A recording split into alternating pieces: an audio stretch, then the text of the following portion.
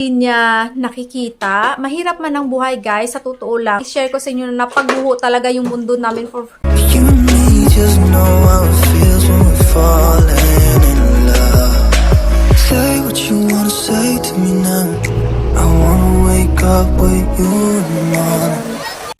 Hello guys! So welcome back to my YouTube channel. So for today's video guys, i-share ko lang ang mga ganap dito guys sa buhay namin dito sa Turkey. Alam nyo guys, matagal akong di nag-vlog. Like 2 weeks kasi yung bakasyon sa school ng panganay ko, and then yung asawa ko din, meron din siyang mga another activities, pero lagi siya dito sa bahay. So hindi ako makapagdakdak pag may ibang tao dahil napaka naglalaro sila, tapos may online class yung asawa ko. So I just give it time for us na maging together or maging yung kami lang, wala munang social media. So nakita nyo, wala rin akong post masyado sa Facebook and anything. Nag-hands up muna ako sa sa social media. So yan guys. So but ito guys, babalik na ako sa inyo at i-share ko sa inyo guys ang mga experience namin this past 2 weeks na as in para kaming natakluban ng langit. Tawag dito yung parang yung mundo namin. So but before I start this video guys, please, if you are new in my YouTube channel, please don't forget to click the like, subscribe, and turn on the notification bell so that you will be updated in my next video. So, ayan guys, i-share ko lang sa inyo guys ang aming mga this week. Not this week, but like 2 weeks ago guys. So, ang problema namin guys dati is, ito bumalik na naman siya. Parang biglang bumuho yung mundo naming mag-asawa dahil dito. So, parang 5 days kami parang tulala or kung anong dapat namin gawin. Maraming pumapasok sa isip namin na mga dapat naming gawin, mga plan A, plan B, plan C, kung ano ba talaga ang yung pwedeng gawin na for all of us na family. Hindi pwede na maiwan yung isa, hindi pwede basta hindi pwede na syempre naiwanan yung isa, dapat magsama-sama kami kasi whole family kami. Paano bang namin dito sa mundo kung maghiwalay kami. So kasi sa ng asawa ko dapat kailangan sama-sama. Ayaw niyang lumaki yung mga bata guys na hindi niya nakikita. Mahirap man ang buhay guys, sa totoo lang. Gusto ko nga umuwi ng Pilipinas, ng konting business, o kaya mag-start na magtrabaho kasi nahihirapan ako magtrabaho dito guys dahil wala akong maasahan na magbantay kay baby. Pag sa Pilipinas kasi kami guys, pwede siya bantayan ng nanay ko, pwede ako mag-apply ng trabaho. Dito kasi guys, wala talaga ako may maasahan. Lahat talaga guys sa akin. So nahihirapan ako na hindi rin ako makatulong financially sa asawa ko. So, ayan guys. At ito pa nga, sabi nga nila sa akin, mayaman na raw ako kasi nagbablog ako. Diyos ko Lord, kung alam nyo lang kung magkano lang kita ko dito sa YouTube. Sintimos lang. Hindi nga ako guys makabili ng napkin sa kita ko dito sa YouTube sa isang buwan. Ang kita ko dito guys sa YouTube sa isang buwan, hindi aabot sa threshold ko na hinihingi ni YouTube na para na maka-cash out ako. So, hintayin ko pa ng 2 months, ng 3 months. So, thankful ako kapag makasahod ako in 1 month. Pero, alam nyo guys, ang threshold dito sa Turkey guys, maliit lang siya. Pambili lang talaga ng napkin. So, how much ba yung napkin dito sa Turkey? Aabot na siya ng 100 plus teli. So, yung threshold dito is 200 teli. So, yun lang guys, napkin lang talaga ang mabili ko dito sa sahod ko. Pero 2 to 3 months man, dapat darating din ang menstruation ko, 2 to 3 months din. Pero dumarating yung menstruation ko guys is every like 15 days. Iba na talaga pag matanda ka na. I-share ko na rin dyan sa inyo guys, no, about sa health problems, no. But later on, ito muna guys ay i-share ko sa inyo na napagbuho talaga yung mundo namin for 5 days. So, tumawag yung may-ari ng bahay, guys, na bebenta na itong bahay. Pero actually, one year ago na niyang sinabi sa amin na ibebenta itong bahay na to. So, sabi namin, okay, walang problema kung ibenta mo. So, napaka-stress lang talaga naman, guys, is if someone to come na gusto nila makita yung bahay, ano bang nasa loob ng bahay, ano ba yung ilang kwarto ba, kusina, mga ganun. Na-stress ako kung minsan kasi ang daming kalat na mga laruan ni baby. Ayan, tingnan mo, nagkalat na naman siya ng laruan. So, kailangan, parang ano ako na, nagsasalaset ako na magligpit. Kasi, syempre, nakakaya din naman na parang may inspection yung bahay na kailangan malinis din kasi, ala, ano ba tong foreigner na to? Napaka ano naman ng, dumi ng bahay, di ba? Napaka dugyot, ano talaga, guys, every day, every night talaga, guys, naglilinis talaga ako ng bahay before matutulog. Pero, pagkagising ko kasi, guys, ala, kalat na naman ng mga bata. Mahirap kasi i-maintain, guys, pag may mga bata, guys, as in, napaka-sobrang stress ko.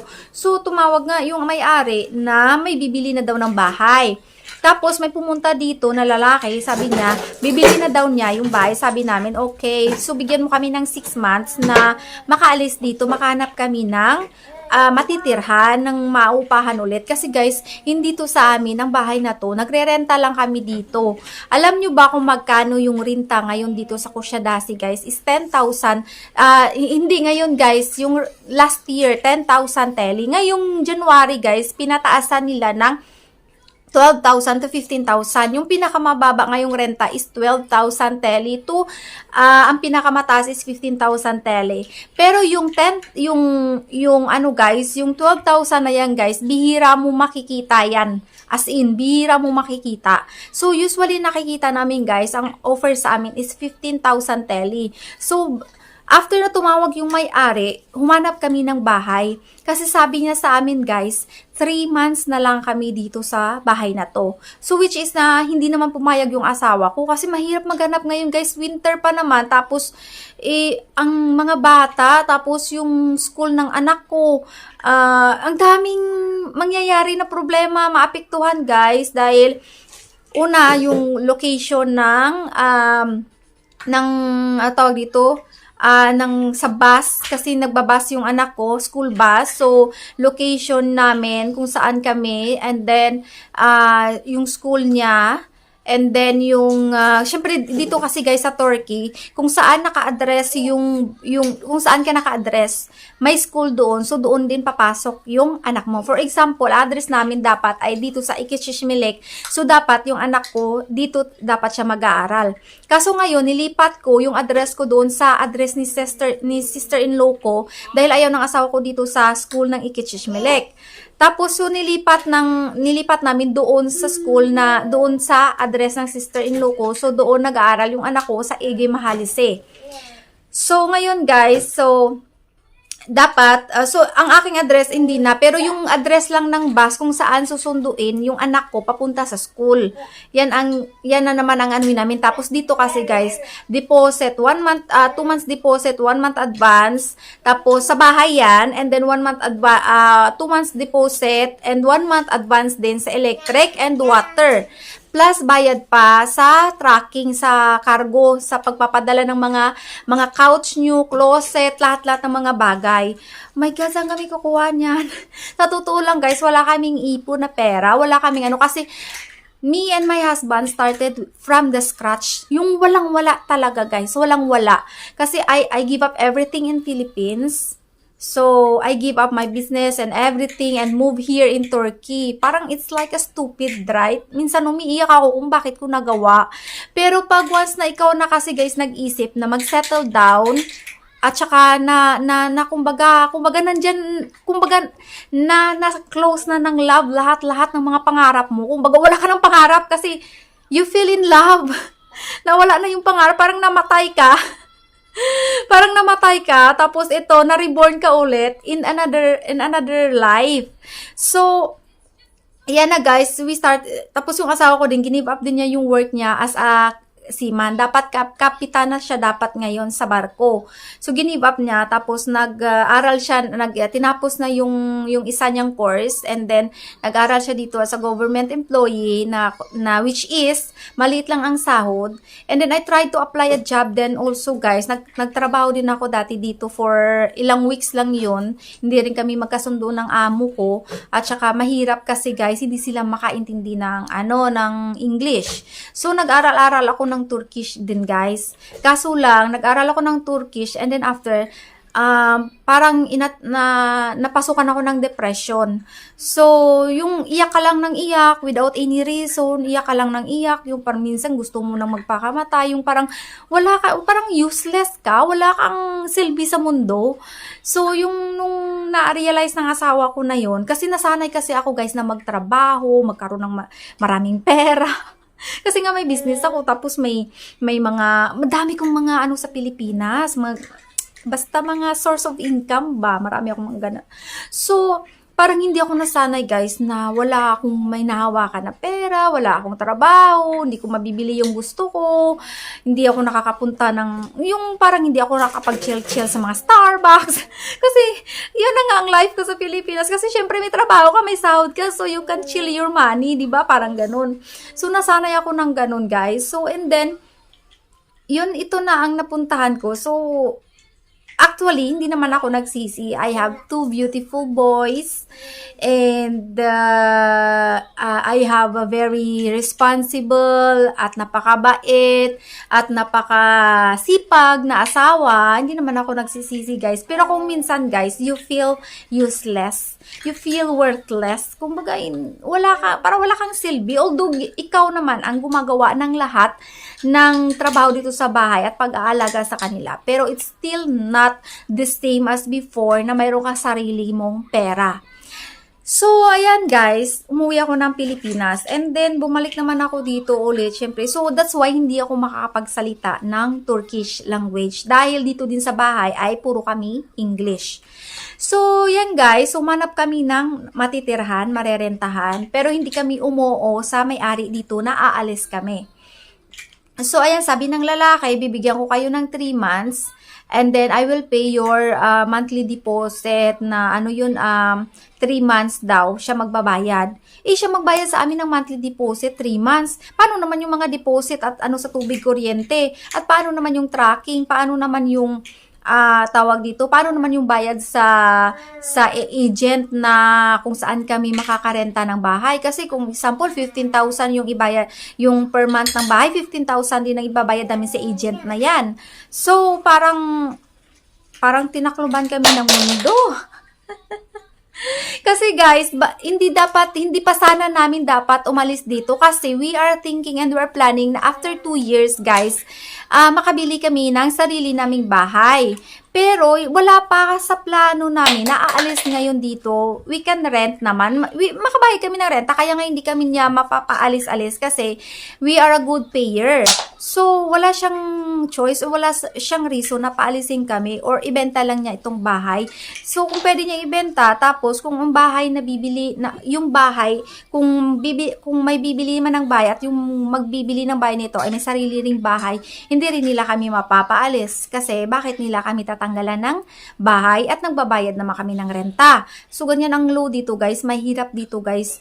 Pag example, may bahay ka dito na papaupahan, mahirap dito magpapaupa ng mga Turkish. Dahil yung mga Turkish, hindi aalis yan.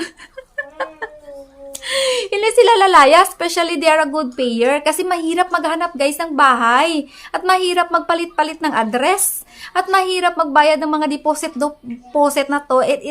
It takes time na ilakad mo mga yan. It takes time, guys, na ilakad mo yung mga bayad mo sa deposit mo sa kuryente, deposit sa electric, mag-transfer ka ng mga internet connection mo. Ay, naku, grabe, sobrang trouble yan, guys. Kaya yung mga Turkish dito, once na nandyan na talaga sila, guys, sa bahay na nirerentahan na yan, hindi na yan sila aalis kung hindi mag-change city yung asawa niyang magtrabaho. Kaya ako guys, kung someday magkaroon ako ng bahay na mauupahan, hindi ako magpapaupa sa mga Turkish. Kasi mahirap sila palayasin.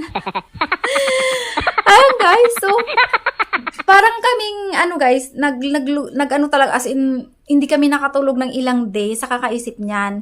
Pero ang sabi ng asawa ko, sinabihan siya ng kaibigan niya, hindi niya kayo mapapaalis diyan until na hindi pa ito na sold out. So, hindi pa nga siya na sold out, guys. But we are thinking talaga, guys, na kung sakali man na mangyari 'yon, yung plan B namin is yung plan A namin guys, hindi kami aalis dito. Hanggang hindi siya mag-sold out. And then, ang plan B namin is, kung sakali man talaga na force kami, doon kami sa farm ng asawa ko, mag-ano kami ng container house doon. Which is, minsan na-excited ako. Pero ngayon, guys, parang hindi na ako nag-excite kasi ang layo. Oh my God. Ang layo. Kailangan ko. So, gising kami ng maaga ng anak ko. Tapos, medyo madilim-dilim pa. Especially pag winter, guys. Madilim pa dito. Alas 8, medyo madilim pa dahil nga winter. So, pag pumunta siya ng school, maglalakad pa kami ng okay lang sana guys kung sa Pilipinas na nakatira ka sa farm, no? Kasi hindi naman malamig. Pero dito kasi guys, sobrang lamig talaga pag winter. So mahirapan kami maglakad pababa kasi sa bundok yun yung farm nila. Actually, inaano na rin yun na i-construct. Naghintay kami na i-construct yun para na magkaroon ng bahay doon at pwede namin ibenta yung bahay. Kasi tapos makabili rin kami ng sarili naming bahay. Kasi yun siya, parang villa type na So, yung villa type dito guys is napakamahal. So, ang namin is, ibenta namin yun kasi hatiin ng asawa ko at ng kapatid niya. Kasi dalawa sila magkapatid eh. Kung yung asawa ko, siya lang isa, so wala siyang paghatian. So yung bahay na i-construct doon, sa kanya na lang. Yung parang ganyan. Pero that's not sure pa kung ilang bahay ang maiko-construct doon. Kasi hati-hatiin pa ng mga kapatid ng mama niya at ng mga pinsan niya. So, depende yan guys. Pero, ang aming talaga plano is after 2 years, makabili na kami ng bahay. So, kahit nahulug-hulugan, pero for now kasi guys, marami pa kaming mga binabayaran dahil nag-aaral pa rin yung asawa ko. So, marami pa kami, alam nyo guys, hindi biro ang tuition dito. Yung tuition niya kasi guys, na hinulugan pa namin ngayon is 100,000 plus. Yung hinulugan pa namin tuition niya per sem.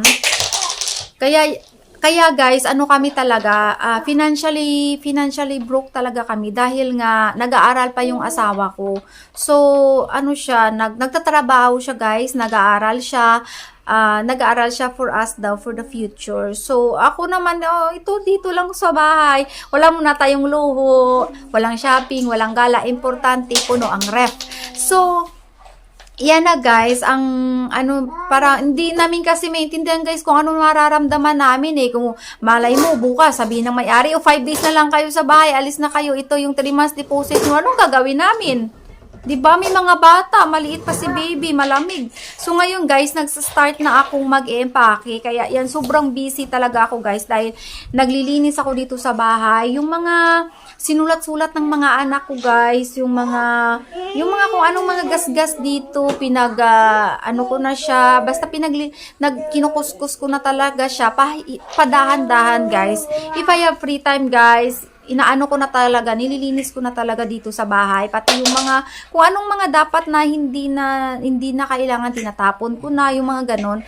Dahil, I want to be ready all the time. Dahil mahirap mag-empake na may bata kang inalagaan, may bata kang iyak-iyak. Tapos, yun guys. So, ito guys, ang experience na to guys, ay nako, ewan ko talaga. Pag kayo, sabi nga nila sa akin, bakit hindi na lang kayo uuwi, sis, ganun. Mahirapan ako guys na pag nasa Pilipinas, ako unang-una sa lahat guys, walang health insurance sa Pilipinas.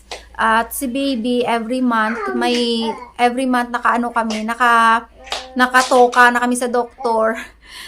Dahil sa allergy niya, so sabi nga ng nanay ko, pag dito yan, mawawala yung mga allergy niya, pakainin ng gulay, pakainin ng mga ganito, ganyan. Tapos sabi ko kasi, iba naman kasi noon na, hindi po wala pang virus ang hangin noon. Ngayon, hangin na talaga, ang may virus na talaga ngayon guys, ang hangin. So kay baby kasi guys, pag iba ang timplada ng hangin guys, inaatake siya ng asma niya.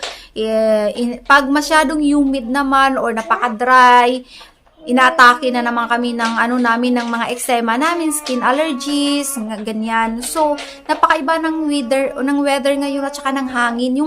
Yung guys, yung halo-halo na mga sa hangin kasi 'di ba dati wala pang maraming mga factories, wala pang maraming mga buildings na ginagawa. Ngayon, guys, sinisira nila yung mountain, tapos inaano nila ng mga bahay. Pinapalitan nila ng mga building, ng mga bahay, bebenta, di ba? Dati guys, di ba, wala pa mga ganyan. Ngayon, grabe na talaga dito. So, paano pa kaya sa Pilipinas? Kami guys, sa farm din kami nakatira, which is very good naman. Very good, very nice.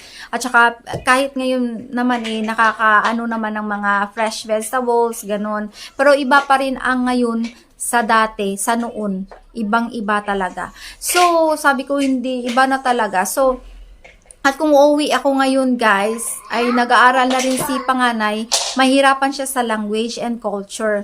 So, which is na, pag doon siya naman lumaki sa Pilipinas, baka mawawala yung Turkish language niya at ayokong mangyari yon dahil sa totoo lang napakahirap guys ng Turkish language. Sobrang hirap niya. Mabilis lang mag-aral ng Tagalog, pero napakahirap ng Turkish language guys kasi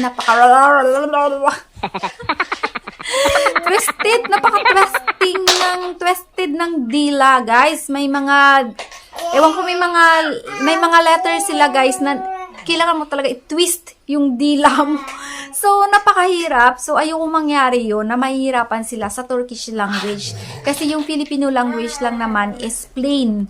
Hindi masyado twisted. So, matuto din ng Tagalog yung anak ko, pero yung Turkish, napakahirap talaga niya aralin, guys. So, kung nasa Pilipinas siya, ay may sarili din akong dialect, no? Kinaraya, tapos may Ilonggo pa, o pag-aralin mo pa siya ng Tagalog. Naku, mababaliw na yung anak ko siguro. I know, I believe na matalino siya, pero guys, may hangganan ng utak at learning skills ng isang tao, ng isang bata, and if it is more than that, na maging more than capacity na sa brain niya, baka mabaliw na yung anak ko, no? So, at gusto ko rin dito sa Turkey, guys, which is napaka-convenient din kasi may sasakyan, anytime na pag pumunta ka ng hospital, yung gano'n, napaka-easy lang din kahit na tsaka safe, guys, safe. Sa Pilipinas kasi, guys, natatakot ako eh. 'Di ba? Sa ngayon sa kahirap-hirap ng buhay ngayon, guys, hindi mo alam. Naku, Diyos ko, baka pinasok ko ng mga ganito ganyan, 'di ba? At syempre alam nila, ay galing abroad 'yan, ganyan. No? Hindi mo alam, galing abroad, wala palang pera. Papalamunin din pala dito sa abroad. So, which is na mahirap din. At saka inaano ko talaga, guys, yung pag-aaral ng anak ko at saka si baby, which is yung healthcare namin, at saka school, language and culture, and especially guys na sa Pilipinas, guys, okay naman, nandyan yung nanay ko, nandyan yung tatay ko, pero may difference pa rin. Rock. Yay! Rock daw. Ayan. So, ayan guys, and then ay nako, iwan ko guys. I will update you guys kung nakalayas na kami dito sa bahay na to. Sa mga friends ko pala na nag-ano sa akin na nagbibigay ng mga options sa akin at ng mga ano-ano kung dapat namin gawin. Syempre, I need to balance, guys. Syempre, may mga suggestion din kayo. Minsan it's working, minsan it's not. So, thank you talaga guys sa pagbibigay ng mga ano sa akin, no, advices. Ayan, sa aking mga friendship here sa Kusyadasi. Thank you so much. Ay, nako guys, sobrang stress ako guys kahit ngayon. Kasi hindi ko alam guys, gusto ko na talaga matapos tong lahat na to dahil para na ma-settle down na rin. At sa mga friend fake shit ko dyan na feeling mo okay, tawag ba dito yung hanggang ngayon di pa rin naging okay ang buhay mo. Hanggang ngayon, akala ko nag-asawa ka ng foreigner, ganyan. Bakit di ka nag-asawa ng foreigner na may bahay na? Di ngayon na problema ka. Ganon. Pakialam mo sa akin. Di ikaw mag-asawa ka ng foreigner na may bahay na. 'Di ba? Ba't ka pa ba't ka ba magme-message sa akin at magsabi ng ganyan? O bakit? Sinabi ko bakit pag magkaroon ka, makita mo ba yung isang tao na tinamaan ka na ni Cupido, sabihin ano itong application ko. Nasaan yung application mo? Dapat ganito ha, may bahay ka na, may sasakyan ka na, mayaman ka na, o ganyan ang ano mo. O sa akin kasi, pag gusto sa akin naman kasi hindi ko iniisip mayaman or ano-ano, we can do it through thick and thin, through ano ba tawag dito? Through wealth, through sickness and wealth, o, di ba? Kaysa naman true wealth lang kayo dyan. Pag true wealth lang kayo dyan, ako, good luck sa inyo, day. At tapos pag namatay, hindi pala ipangalan sa inyo, kaya ipangalan pala dun sa una niyang mga anak. O ngayon, nangyari sa'yo. Bilog ang mundo. Ayan, maniwala na lang ko siguro sa mga ganyan-ganyan, mamili-mili ka kung square ang mundo, pero pag bilog ang mundo, nako, wag ako. Kasi sa totoo lang, guys, I believe talaga na kahit mahirap man kayo ngayon, if you are together, stick together. At saka masaya naman kayo kahit sa simpleng bagay. Kasi alam nyo, pag namatay tayong lahat, guys, pag hindi tayo susunugin o i-cremate, ano tawag dito? Ano ba tawag dyan, guys? Hindi tayo ng mga uod, kakainin din tayo ng mga uod. O, 'di ba? Tapos yung mga pinaghirapan natin, mapunta na yun sa mga anak natin, mapunta na yun sa mga ibang tao, mga ganyan. Kung sana alagaan lang ng mga anak natin yung mga pinaghirapan natin, 'di ba? Pero sa totoo lang naman, guys, we are humans. We are humans na kailangan din natin ng pagmamahal, ng tamang-tamang kasiyahan, yung ganoon. Hindi yung pwedeng pera-pera na lang lahat. Bakit ba? Kung mabili lang naman sana ng perang mundo na bilog na maging square, di ba? Ngayon, basta ako, guys, bahala kayo dyan, mag-asawa kayo ng dyan, wala akong pakialam sa inyo. Basta, ganito ang life ko dito, guys, sa Turkey. So, sa lahat ng mga nag-aalok dyan ng mga business at nako, sorry talaga, guys. Sumasakit ang ulo ko ngayon dahil wala akong pera. So, ayan, guys, i-update ko kayo sa susunod. Dami ko namang chinismis sa inyo, ng mga, ewan ko, wala namang kwenta. Pakialam nyo sa buhay ko, di ba? Pero makalearn kayo dito, guys, sa life in Turkey na hindi lahat ng tao dito mayaman. At ang ano ko lang talaga, guys, is masisipag talaga mga Turkish. Bahay, trabaho lang sila. So, sa mga lahat na nakapag-asawa ng Turkish, ayan, so good luck at saka I'm happy for you na nakita nyo yung mga tao na talagang bahay, trabaho lang and family. Ayan. So, thank you so much, guys, sa pag-watch ng aking vlog at ewan ko, stress pa rin si Lola nyo. Sumasakit, guys, ang ulo ko. Sumasakit. So, ayan. Thank you so much sa inyong pag-support as always. And about sa Turkish visa, guys, pahinga muna tayo dyan kasi masyado na rin ako na-stress dyan. Ayan, thank you so much and see you in my next vlog. Please don't forget to click the like, subscribe, and turn on the notification bell so that you'll be updated in my next video. At malay ninyo, guys, ang mga susunod kong video ay para sa inyo. Ayan, chika later!